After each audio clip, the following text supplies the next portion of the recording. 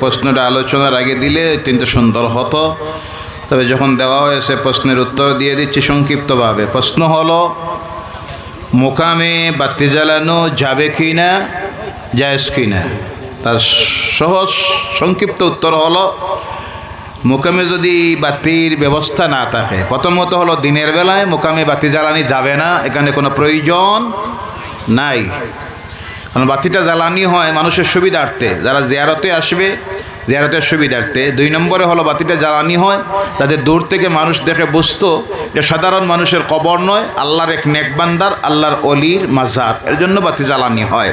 আর রাত্রিতে যদি দেখা যায় সেখানে প্রয়োজনীয় পর্যাপ্ত বাতি আছে, লাইট আছে, টিউবলাইট আছে, বাতি জ্বলতেছে, তখন সেখানে অযথা অপচয় গিয়ে ব্যয় করা, অযথা বাতি জ্বালানি যাবে না, জায়েজ নয়। কথা বোঝা গেছে? আপনি সেখানে কেন বাতি জ্বালাবেন? লাইট জ্বলতেছে,